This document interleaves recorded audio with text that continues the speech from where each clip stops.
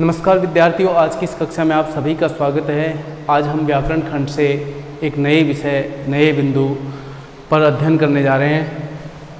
बिंदु हमारा होगा वाक्य विचार। वाक्य विचार, इस बिंदु के अंतर्गत हमें वाक्य की संरचना, वाक्य के अंग और वाक्य के प्रमुख भेद पर चर्चा करनी है और हम बिंदु के दौरान वाक्य से जुड़े हुए जो विभिन्न रूप हैं उनको समझने का प्रयास करेंगे। तो शुरू करते हैं हमारा बिंदु। सबसे पहले हम इसकी परिभाषा की बात करते हैं। परिभाषा वाक्य की अगर लें तो वाक्य की परिभाषा होगी विशेष क्रम में संयोजित सार्थक शब्दों के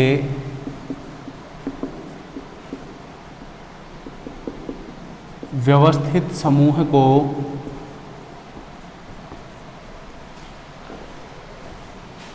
वाक्य कहते हैं। विशेष क्रम में संयोजित सार्थक शब्दों के समूह को ही क्या कहा जाता है? वाक्य कहा जाता है। यदि हम इसकी दूसरी परिभाषा लेना चाहें तो लिख सकते हैं वक्ता द्वारा अपने भावों को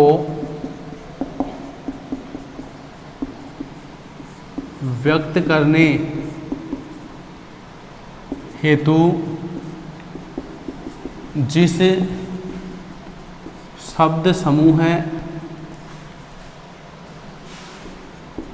को काम में लेता है वही वाक्य कहलाता है। यानी हम अपनी बात किन शब्दों से पूर्ण कर रहे हैं कि एक शब्द से हम अपनी बात पूरी नहीं कर सकते हैं। बात पूरी करने के लिए हमें शब्दों का समूह चाहिए, एक से अधिक शब्द चाहिए। तो जो सार्थक शब्दों का समूह हम काम में लेते हैं वो ही क्या होता है? वाक्य होता है। जैसे उदाहरण हम लें,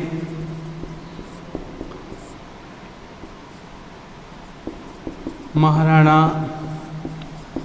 प्रताप ने हल्दी घाटी का युद्ध लड़ा। हमने इसमें शब्द लिए हैं, देखिए एक शब्द नहीं है, इसमें शब्दों के और भी रूप हैं, एक से ज़्यादा हैं। पूर्ण कथन को व्यक्त करने का, पूर्ण भाव को व्यक्त करने के लिए हमें एक से अधिक शब्दों की आवश्यकता पड़ी। इस प्रकार जो शब्द समूह होता है वो ही क्या होता है? वाक्य कहलाता है। तो स्पष्ट है कि वाक्य क्या है? विशेष क्रम में संयोजित। विशेष क्रम कौन सा? जो पद अन्वय का क्रम व्याकरण में निर्धारित है। कर्ता, कर्म, क्रिया, विस्तारक जो भी इनके हैं, कर्ता, कर्ता का विस्तारक, कर्म, कर्म का विस्तारक, क्रिया, इन सभी को विशेष संयोजित क्रम में लिख देना ही वाक्य होता है। अब इसके बाद में हम करते हैं वाक्य के प्रकार। वाक्य के प्रकार, वाक्य के प्रकारों की यदि हम बात करें तो वाक्य कितने प्रकार के होते हैं? देखिए वाक्य के प्रकार होते हैं 3। एक होता है रचना के आधार पर, भेद भी हम इसको ले सकते हैं रचना के आधार पर। दूसरा इसका होता है क्रिया के आधार पर, और तीसरा इसका भेद होता है अर्थ के आधार पर। क्या है ये 3 भेद इसके? वाक्य की चर्चा के अध्ययन के दौरान हम इन सभी पर चर्चा करेंगे। आज की इस कक्षा में हम पहला जो भेद दिया गया है रचना के आधार पर वाक्य के भेद, इसका अध्ययन करेंगे। रचना के आधार पर वाक्य के कितने भेद माने गए हैं? रचना के आधार पर वाक्य के 3 भेद माने गए हैं। ये 3 भेद कौन से हैं? सबसे पहला आता है साधारण वाक्य, दूसरा आता है संयुक्त वाक्य और तीसरा आता है मिश्र वाक्य। रचना के आधार पर वाक्य के कितने रूप हैं? 3 रूप। क्रिया के आधार पर वाक्य की बात करें तो इसके आधार पर भी क्रिया के कितने रूप हैं? 3 रूप हैं। पहला हम वाच्य के अंतर्गत पढ़ते हैं कर्तृवाच्य, कर्तृवाच्य। दूसरा आता है इसके अंतर्गत कर्मवाच्य। तीसरा इसके अंतर्गत आता है भाववाच्य, जिसको हम अगले वीडियो में पढ़ेंगे। अर्थ के आधार पर यदि वाक्य की बात करें तो सबसे पहले आता है विधि वाक्य, दूसरा आता है इसमें निषेधात्मक वाक्य,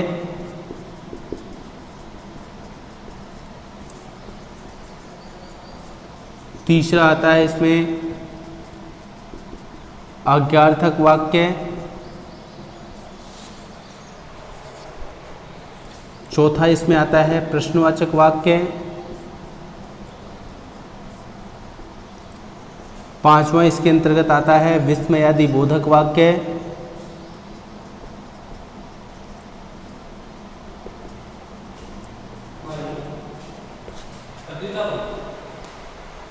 विस्मयादि बोधक वाक्य। छठा आता है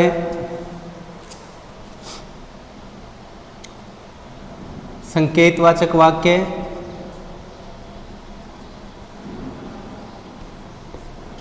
सातवां आता है संदेशसूचक वाक्य,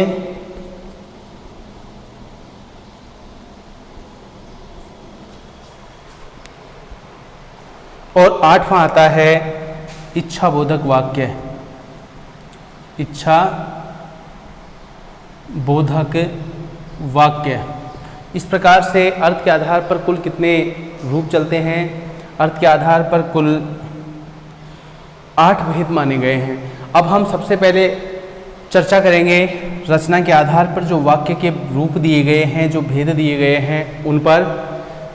तो वाक्य के जो प्रकार हैं, भेद हैं, वो स्पष्ट हैं कि वाक्य के कितने रूप और कितने भेद प्रचलित हैं। सबसे पहले हम रचना के आधार पर वाक्य को लें, तो इस आधार पर वाक्य को पढ़ें तो सबसे पहले हमें जानना है वाक्य के अंग। वाक्य के अंग, वाक्य के अंगों की जानकारी होना सबसे ज़रूरी है। तो वाक्य के 2 प्रमुख अंग होते हैं, 2 प्रमुख अंग होते हैं। जैसे अंगों के बिना शरीर बेकार होता है, वाक्य में भी अंगों का बड़ा महत्व है। इनसे ही वाक्य को पूर्णता मिलती है। जैसे 2 भेद कौन से हैं? पहला इसका है उद्देश्य। उद्देश्य का यहाँ पे मतलब प्रयोजन से नहीं होगा, बल्कि उद्देश्य वाक्य के अंतर्गत जो इसका अंग दिया गया है उद्देश्य, इसका क्या मतलब है? उद्देश्य का मतलब होता है वाक्य में जिसके यानी कर्ता विषय में कुछ कहा जाए।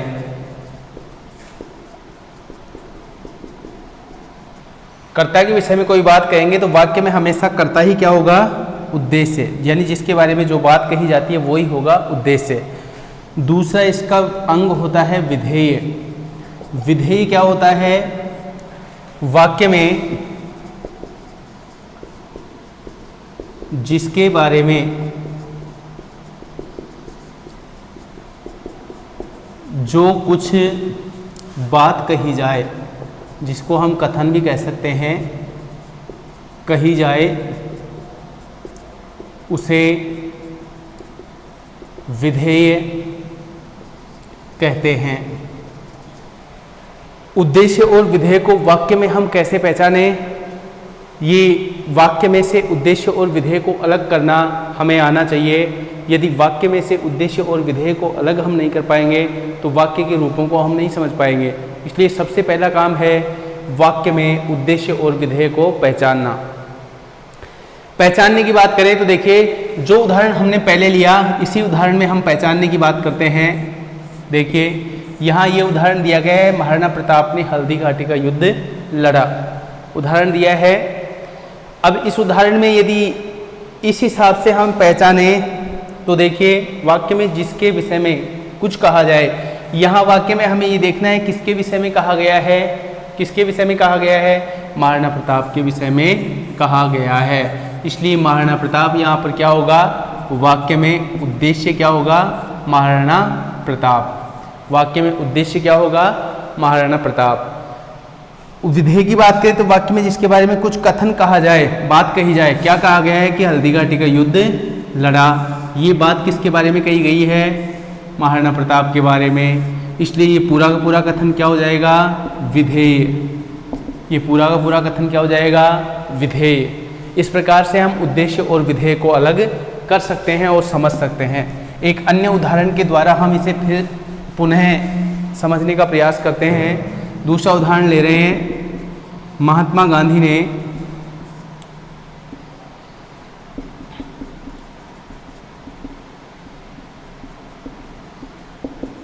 स्वतंत्रता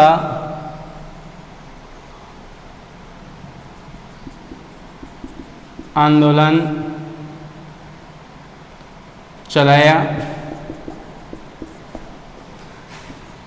कोई भी आंदोलन का नाम ले लीजिए, सविनय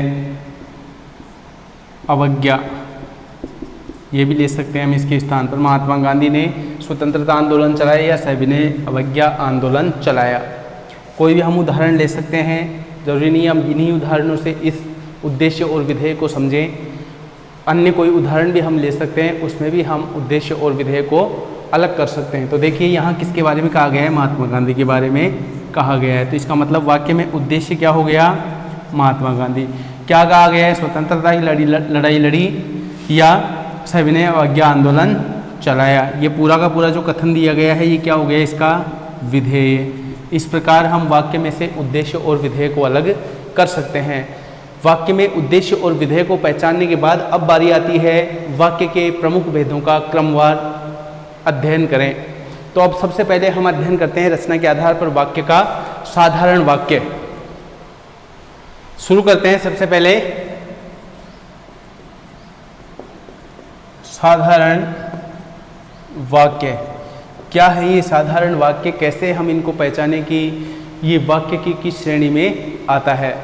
रचना के आधार पर ही हम पहला भेद पढ़ रहे हैं, साधारण वाक्य। देखिए इसकी परिभाषा में, जिस वाक्य में केवल एक उद्देश्य और एक ही विधेय हो, एक उद्देश्य और एक ही विधेय हो, उसे साधारण वाक्य कहते हैं। उसे क्या कहते हैं, साधारण वाक्य। कैसे, जैसे देखिए उदाहरण के द्वारा इसको स्पष्ट करते हैं। मोर नाचता है, गीता पढ़ती है, श्याम गाना गाता है।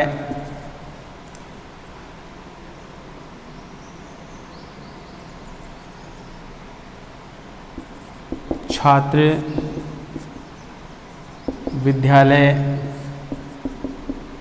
जा रहे हैं। ये हमने 4 उदाहरण यहाँ पर लिए हैं। 4 उदाहरण हमने यहाँ पर लिए हैं जिनमें हम इस साधारण वाक्य के रूप को पहचानने का प्रयास करेंगे। यहाँ किसके बारे में कहा गया है, मोर के बारे में। क्या कहा गया है, नाचता है। यहाँ पर एक ही उद्देश्य और एक ही विधेय, इसलिए ये वाक्य किस श्रेणी का होगा, साधारण वाक्य की श्रेणी में होगा। दूसरे उदाहरण में देखिए गीता के बारे में कहा गया है। क्या कहा गया है, पढ़ती है, एक उद्देश्य है और एक ही विधेय है। वाक्य कैसा होगा, साधारण वाक्य की श्रेणी में। तीसरे उदाहरण में ले तो किसके बारे में कहा गया है, श्याम के बारे में। एक उद्देश्य है, क्या कहा गया है, गाना गाता है, एक विधेय है। वाक्य किस श्रेणी का होगा, साधारण वाक्य की श्रेणी का होगा। चौथे उदाहरण की बात करें तो किसके बारे में कहा गया है, छात्र के बारे में या छात्रों के बारे में। तो ये उद्देश्य हो गया और विद्यालय जा रहे हैं, ये इसका विधेय हो गया। एक उद्देश्य और एक विधेय वाक्य कैसा होगा? साधारण वाक्य की श्रेणी में होगा। इस प्रकार बड़ी आसानी से हम समझ सकते हैं कि जिस वाक्य में केवल एक उद्देश्य और एक ही विधेय हो, उस वाक्य को साधारण वाक्य की श्रेणी में रखा जाता है। दूसरे इसकी भेद की बात करते हैं, संयुक्त वाक्य। संयुक्त वाक्य, संयुक्त वाक्य को कैसे पहचाने, कैसे उनमें हम भेद करें? संयुक्त वाक्य की बात करें तो देखिए, जिस वाक्य में एक से अधिक साधारण या मिश्र वाक्य हों, उसे संयुक्त वाक्य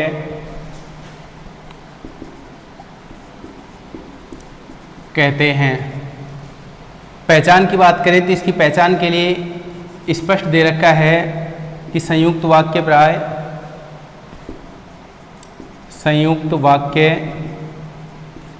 प्राय किंतु परंतु बल्कि और अथवा इसलिए आदि शब्दों से, आदि वाचक शब्दों से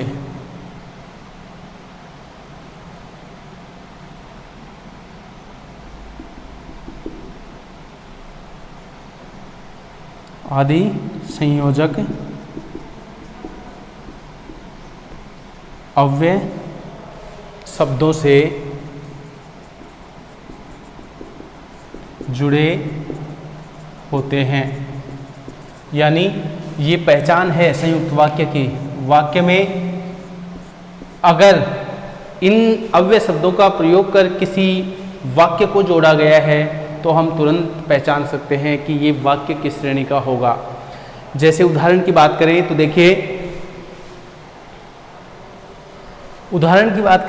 उदाहरण के द्वारा इसको स्पष्ट किया गया है कि किसान परिश्रम करता है, लेकिन यहाँ पर कौन सा?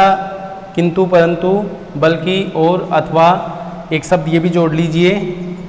यहाँ पर लेकिन की जगह योजक अव्ययी है, किंतु भी लगा सकते हैं। किसान परिश्रम करता है किंतु उसका लाभ उसे नहीं मिलता। किसान परिश्रम करता है किंतु उसका लाभ उसे नहीं मिलता। यहाँ पर कौन सा वाचक शब्द दिया? किंतु। वाक्य किस श्रेणी का होगा? संयुक्त वाक्य की श्रेणी का, क्योंकि यहाँ पर हमें पहचान दी गई है। दूसरे उदाहरण में कि राधा बीमार है इसलिए विद्यालय नहीं गई, वाचक शब्द यहाँ दिया गया है, इसलिए वाक्य की श्रेणी का होगा? संयुक्त वाक्य की श्रेणी का।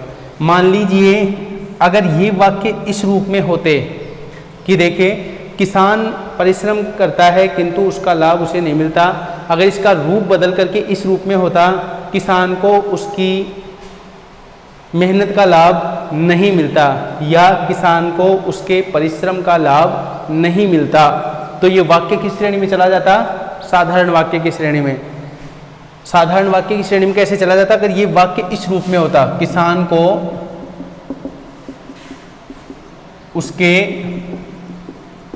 परिश्रम का लाभ नहीं मिलता, तो ये वाक्य किस श्रेणी में चला जाता? साधारण वाक्य की श्रेणी में, क्योंकि फिर कोई अव्यय इसमें नहीं था, वाक्य साधारण हो जाता। फिर एक साधारण क्यों है? क्योंकि किसके बारे में कहा गया है? किसान के बारे में। क्या कहा गया है? उसके परिश्रम का लाभ उसे नहीं मिलता है। एक उद्देश्य और एक विधेय, और फिर ये वाक्य किस श्रेणी का हो जाता है? साधारण वाक्य की श्रेणी का। जैसे दूसरा उदाहरण है, राधा बीमार है इसलिए विद्यालय नहीं गई, अभी साधारण ये संयुक्त वाक्य, इसको हम साधारण वाक्य में अगर बदलना चाहें तो अगर ये वाक्य होता, राधा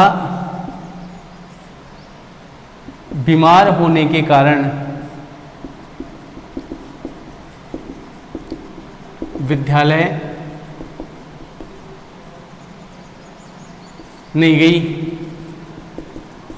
वाक्य साधारण श्रेणी में पहुंच गया है, क्योंकि यहाँ योजक शब्द जो दिया गया था उसको हटा दिया और वाक्य में किसके बारे में कहा गया है? राधा के बारे में। क्या कहा गया कि वह बीमार होने के कारण विद्यालय नहीं गई, एक उद्देश्य और एक विधेय। ये वाक्य इस रूप में यदि वाचक शब्द दिया गया है, अव्यय शब्द दिया गया है तो संयुक्त था, लेकिन अगर इसका रूप बदल करके हम इसे इस रूप में लिखें तो यही वाक्य साधारण वाक्य की श्रेणी में हो जाएगा। तो साधारण वाक्य और संयुक्त वाक्य को हम बड़ी आसानी से पहचान सकते हैं। वाक्य साधारण वही होगा जिसमें केवल एक उद्देश्य और एक विधेय होगा। संयुक्त वाक्य की बात करें तो इस वाक्य में एक से अधिक साधारण या मिश्र वाक्य हो सकते हैं। लेकिन परिभाषा के बजाय यदि हम इसको वाचक शब्दों से पहचानना चाहें तो और भी आसान है। हमें ये संयोजक अव्यय जो शब्द दिए गए हैं इनको ध्यान में रखना है और हम बड़ी आसानी से संयुक्त वाक्य को पहचान सकते हैं। अब अध्ययन करते हैं तीसरे इसके भेद मिश्र वाक्य का। तीसरा भेद है मिश्र वाक्य। मिश्र वाक्य क्या है? जिस वाक्य में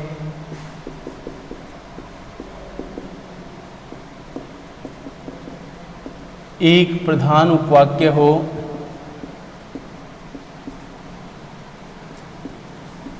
तथा उस पर आश्रित एक से अधिक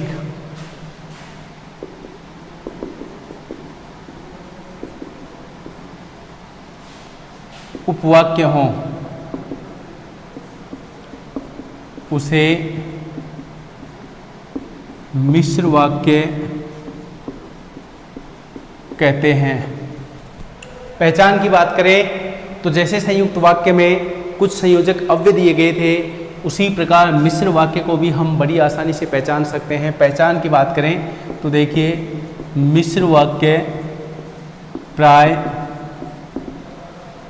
जो कि जिसका जिसकी जिसे उसका उसकी उसे यद्यपि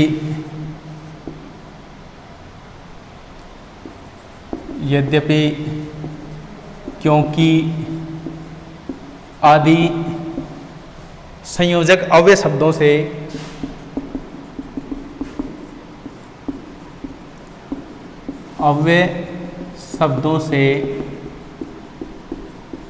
जुड़े होते हैं। आदि संयोजक अव्यय शब्दों से जुड़े होते हैं। कौन से हैं ये संयोजक अव्यय? देखिए, जो, कि, जिसका, जिसकी, जिसे, उसका, उसकी, उसे, यद्यपि, क्योंकि, ये सभी शब्द हमें ध्यान में रखने हैं, जिनकी वजह से हम वाक्य के भेद को पहचान सकते हैं कि ये वाक्य मिश्र वाक्य की श्रेणी में है या नहीं। उदाहरण के द्वारा इसको स्पष्ट करते हैं। मिश्र वाक्य में उदाहरण की बात करें तो देखिए, उदाहरणों से ये बात स्पष्ट है। हमने पहले उदाहरण लिया था कि साधारण वाक्य के संयुक्त वाक्य के अंतर्गत ये उदाहरण लिया था, इसको हमने साधारण वाक्य में भी बदला। अब यहाँ पर उसी उदाहरण को देखिए, मिश्र वाक्य में भी बदल दिया है, क्योंकि यहाँ पर वाचक शब्द दिया गया है, उसका जो यहाँ पर जोड़ा गया है। जितने किसान जितना परिश्रम करता है उसका उसे लाभ नहीं मिलता। तो यहाँ पर योजक का काम कर रहा है कौन? उसका। एक प्रधान उपवाक्य है, ये उस पर आश्रित उपवाक्य है। प्रधान उपवाक्य ये इसलिए क्योंकि मुख्य उद्देश्य और मुख्य विधेय से बना हुआ उपवाक्य है। आश्रित उपवाक्य ये इसलिए है क्योंकि ये अपना अर्थ स्पष्ट करने के लिए प्रधान उपवाक्य पर आश्रित है। तो उपवाक्यों की यदि बात करें तो उपवाक्य तीन प्रकार के होते हैं। एक प्रधान उपवाक्य। प्रधान उपवाक्य क्या होता है? जो मुख्य उद्देश्य और मुख्य विधेय से बनता है। आश्रित उपवाक्य वो होता है जो अपना अर्थ स्पष्ट करने के लिए प्रधान उपवाक्य पर आश्रित रहता है, वो आश्रित उपवाक्य होता है। तीसरा यदि लें तो स्वतंत्र उपवाक्य होते हैं। स्वतंत्र उपवाक्य प्रधान उपवाक्य की भांति होते हैं, जो अपना पूर्ण अर्थ व्यक्त करने में सक्षम होते हैं। इनको हम समानाधिकरण उपवाक्य भी कह सकते हैं। तो यहाँ पर देखिए, राधा इसलिए यहाँ विद्यालय ले गई। हमने ये उदाहरण संयुक्त वाक्य के अंतर्गत भी लिया, लेकिन यहाँ वाक्य में आप देखेंगे कि क्यों संयुक्त वाक्य में चला गया। वाक्य के रूप में ऐसा क्या बदलाव हुआ? पहले हमने वाक्य लिया था, राधा बीमार थी इसलिए विद्यालय नहीं गई। पहले हमने वाक्य क्या बनाया था? राधा बीमार थी इसलिए विद्यालय नहीं गया। इसी वाक्य को हमने बदल लिया और लिखा कि राधा इसलिए विद्यालय नहीं गई क्योंकि जो योजक दिया गया है संयुक्त में इसको बदल दिया। अगर इसको साधारण में बदलें तो वही हो जाएगा, बीमार होने के कारण राधा विद्यालय नहीं गई। तीसरा उदाहरण देखिए, मैंने एक आदमी देखा जो, यहाँ पर जो इसमें दिया गया है बहुत मोटा था। इसको यदि हम साधारण वाक्य में लें तो यही वाक्य अगर इस रूप में होता है कि मैंने एक बहुत मोटा आदमी देखा, साधारण वाक्य हो जाएगा। यदि इसमें योजक दे दिया गया तो ये संयुक्त वाक्य में हो गया, मिश्र वाक्य में हो गया। उसने कहा कि मैं निर्दोष हूँ, यहाँ पर देखिए की जोड़ा गया है योजक, इसलिए ये अब संयुक्त वाक्य की श्रेणी में है। लेकिन अगर ये वाक्य इस रूप में होता कि उसने स्वयं को निर्दोष कहा या बताया तो वाक्य साधारण वाक्य की श्रेणी में हो जाता। लेकिन अब इस समय ये वाक्य मिश्र वाक्य की स्थिति में है। इस प्रकार से हम साधारण, संयुक्त और मिश्र वाक्य को पहचान सकते हैं। अब बात करते हैं इसके उपवाक्यों की। उपवाक्यों के अंतर्गत हमने लिया एक प्रधान उपवाक्य। प्रधान उपवाक्य क्या होता है, अभी आपको बताया, जो मुख्य उद्देश्य और मुख्य विधेय से बना होता है वो प्रधान उपवाक्य होता है। दूसरा होता है आश्रित उपवाक्य। आश्रित उपवाक्य, आश्रित उपवाक्य क्या होते हैं, जो अपना अर्थ स्पष्ट करने के लिए प्रधान उपवाक्य पर निर्भर रहते हैं। तीसरा इसका भेद है स्वतंत्र उपवाक्य। स्वतंत्र उपवाक्य, स्वतंत्र उपवाक्य जैसा नाम से स्पष्ट है कि ये स्वतंत्र होते हैं, अपना अर्थ स्पष्ट करने में सक्षम होते हैं, ये किसी पर आश्रित नहीं होते हैं। इनको हम समानाधिकरण उपवाक्य भी कह सकते हैं। मिश्र वाक्य के अंतर्गत कुछ उपवाक्यों का जिक्र किया गया है जिनको हम यहाँ समझने का प्रयास करते हैं। सबसे पहले चर्चा करते हैं संज्ञा उपवाक्य का। सबसे पहले चर्चा करते हैं संज्ञा उपवाक्य का। मिश्र वाक्य के अंतर्गत जो उपवाक्य दिए गए हैं उसमें देखिए संज्ञा उपवाक्य। संज्ञा उपवाक्य क्या होता है, विशेषण उपवाक्य क्या होता है, चर्चा करते हैं। सबसे पहले संज्ञा उपवाक्य की। संज्ञा उपवाक्य क्या होते हैं, ऐसे उपवाक्य जो वाक्य में संज्ञा की तरह काम करते हैं, अर्थात प्रधान उपवाक्य के जो संज्ञा शब्द हैं उनकी विशेष उनके जैसे काम करते हैं, संज्ञा की तरह ही वो होते हैं। और इस वाक्य को पहचानने की ज़रूरत है कि इन वाक्यों के बीच में हमेशा की योजक दिया हुआ होता है। यानी वाक्यों के बीच में यदि की दिया गया है और जिससे दो वाक्यों को जोड़ा गया है तो वो वाक्य मिश्र वाक्य तो है ही।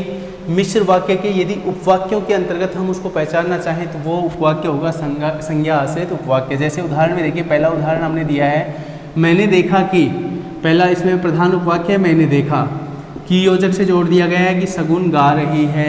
यहाँ की योजक से जोड़ा गया इसलिए ये वाक्य कैसा होगा, संज्ञा उपवाक्य। यहाँ देखिए मैंने सुना, प्रधान उपवाक्य की योजक से जोड़ दिया कि कल वे आएंगे।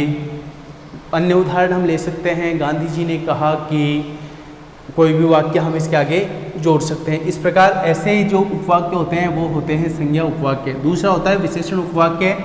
वे उपवाक्य जो प्रधान उपवाक्य में कर्ता, कर्म या संज्ञा अथवा सर्वनाम की विशेषता बतलाते हैं उन्हें विशेषण उपवाक्य कहा जाता है।